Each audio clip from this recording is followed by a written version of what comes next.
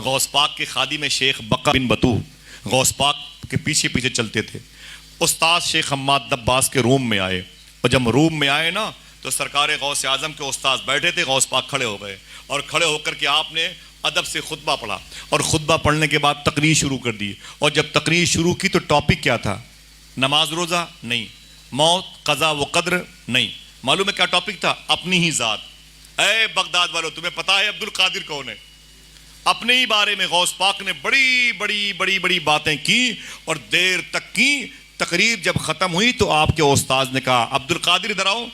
جب غوث پاک اپنے استاد کے پاس گئے تو استاد شیخ حماد نے کہا عبد القادر تجھے پتا ہے بہت اوور بولتے ہو. ان کے استاد نے کہا بہت اوور بولتے ہو, اپنے بارے میں کوئی اس قسم کی باتیں کرتا ہے, میں یہ ہوں, میں وہ ہوں, میں وہ ہوں, میں وہ ہوں. سن عبد القادر, تجھ سے اللہ میدان محشر میں تجھ سے بھی اللہ سوال کرے گا, سنبھل کے بولا کرو. فرماتے ہیں استاد اے عبد القادر, اللہ تجھ سے بھی مواخذہ کرے گا, گرفت کرے گا, تجھ سے بھی میدان محشر میں سوال کرے گا اللہ, لہٰذا سنبھل کے بات کیا کرو, اتنا اوور نہ بولا کرو. غوث پاک کے خادم شیخ بقا کہتے ہیں کہ غوث پاک کا چہرہ بدل گیا. آپ نے اپنا داہنا ہاتھ اپنے استاذ کے سینے پہ رکھا, رکھنے کے بعد ہٹایا, اور ہٹانے کے بعد فرمایا اے میرے استاذ دیکھو میرے داہنے ہاتھ کی ہتھیلی پہ کیا لکھا ہوا ہے. دیکھنا کتنے لوگ سبحان اللہ کہتے ہیں. تو شیخ حماد دباس کہتے ہیں میں نے شیخ عبد القادر کے داہنے ہاتھ کی ہتھیلی کو دیکھا تو اس میں لکھا ہوا تھا اے حماد دباس, اللہ فرماتا ہے میں عبد القادر سے میدان محشر میں کوئی سوال نہیں کروں گا. یہ ان 70 میں سے دوسری شرط ہے. مجھے کئی باتیں معلوم ہیں, یہ بتایا تھا صوفی صاحب قبلہ نے, لیکن حضور غوث اعظم سرکار ہے, ذرا پیار سے کہہ دو سبحان اللہ. تو یہ کھانے کھلانے والی رسم کو زندہ رکھو گے انشاءاللہ؟ انشاءاللہ بولو. کھلا کے کھاؤ گے, یہ غوث پاک کی سنت ہے. ہاں, کل لنگر کی دھوم دھوم رہے گی انشاءاللہ.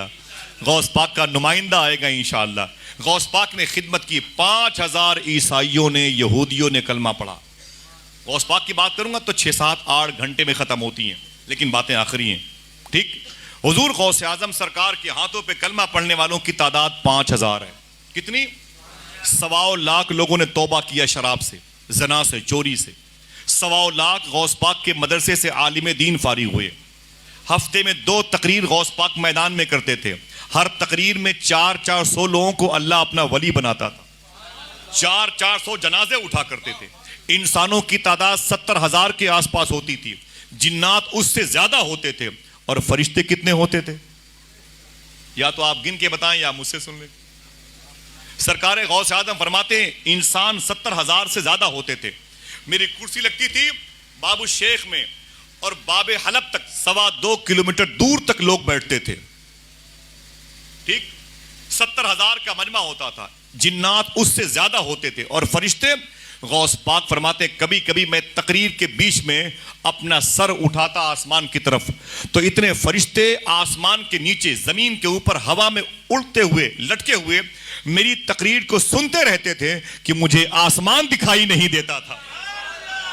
یہ غوث پاک کی تقریر سننے والے لوگ ہیں.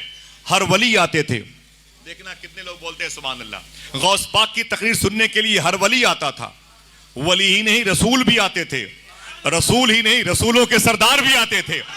میرا امام کہتا ہے ولی کیا, مرسل آئیں خود حضور آئیں, وہ تیری واس کی محفل ہے یا غوث. یہ سیدنا شیخ عبد القادر جیلانی کا مرتبہ ہے. ولیوں کی پوسٹنگ کرواتے ہیں خواجہ خضر.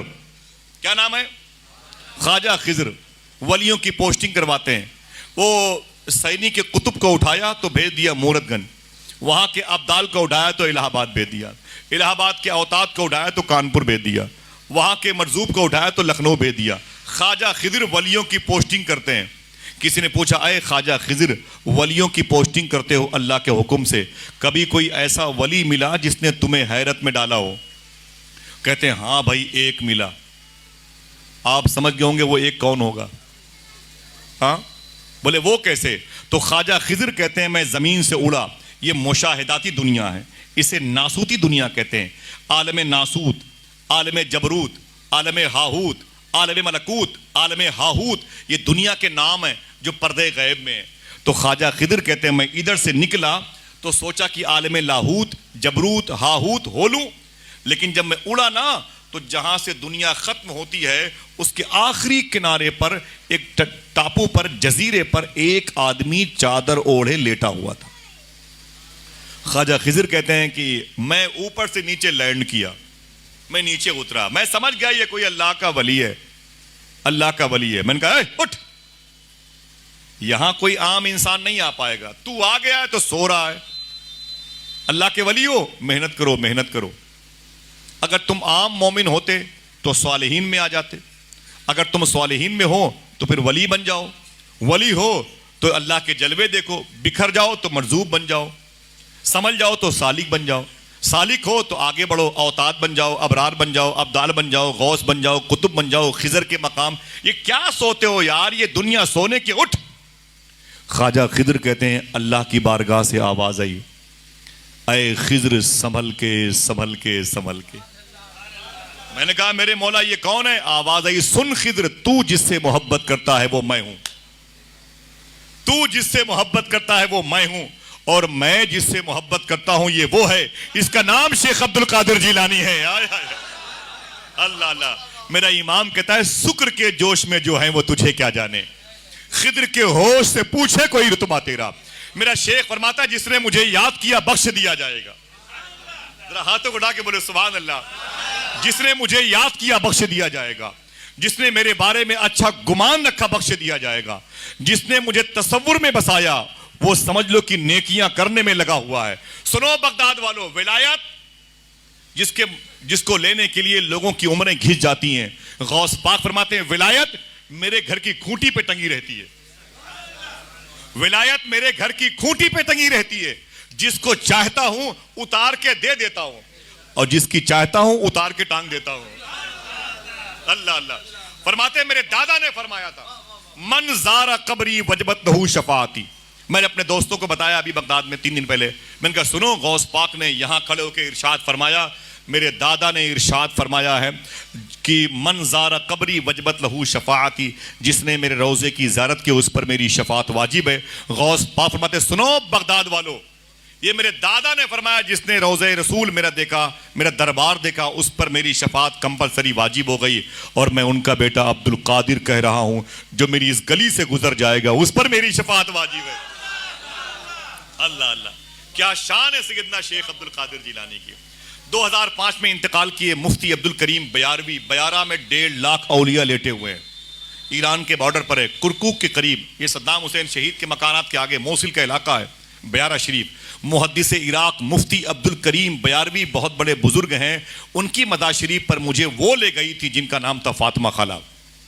ان کی مدار پر مجھے لے گئی تھی. فاطمہ خالہ غوث پاک سے باتیں کرتی تھیں, ایمبیسڈر ہاؤس میں سروس کرتی تھی بغداد شریف میں, عیسائی تھیں. غوث پاک کے روضے کو دیکھا تو اسلام قبول کر لیا.